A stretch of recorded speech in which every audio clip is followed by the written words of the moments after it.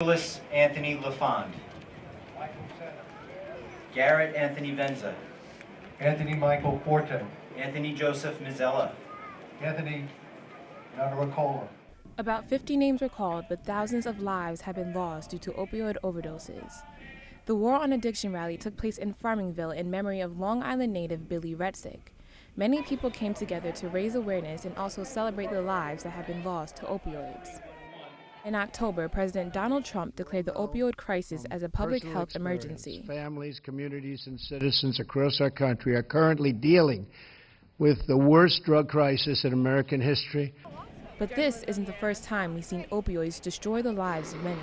In the 1980s, the crack cocaine crisis was prominent within inner cities. By 1985, New York City's jail population was almost at 10,000. 3 years later, the population doubled. Minorities across the country were thrown in prison instead of being sent to rehabilitation centers. With today's opioid epidemic, the government chooses to handle it differently. We saw legislation like the 911 Good Samaritan law that said if you witness an overdose and you call for help, we're not going to lock you up. It marked the first time in 30 years that the state legislature put public health before punishment.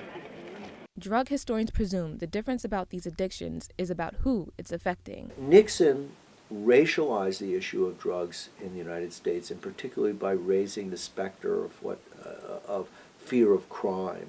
That was his major. This was the major reason that he won the election to the president in 1968. Were his diatribes against crime in what was euphemistically called the inner cities or the ghetto.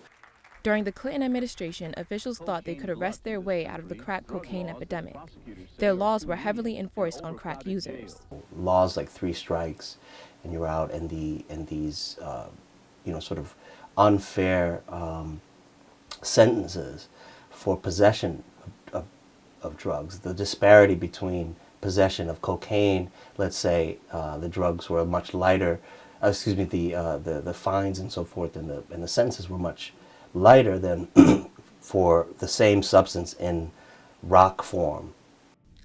African American activists and other minorities are questioning where was the government's sympathy when the same problem was affecting their communities. It's nice that people are now acknowledging it as a crisis, but I think a lot of folks wonder where was the same urgency, when say, black and brown Americans, specifically African Americans and Latinos, were being disproportionately affected. Every day in the United States, more than 115 people die after overdosing on opioids. And addiction is serious no matter who it's affecting. If you or a close one are dealing with an opioid or drug addiction, please save your life and theirs by seeking proper treatment. Tiffani Golding, Stony Brook News.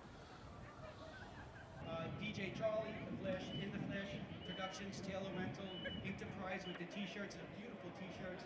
Oh my God. My goodness.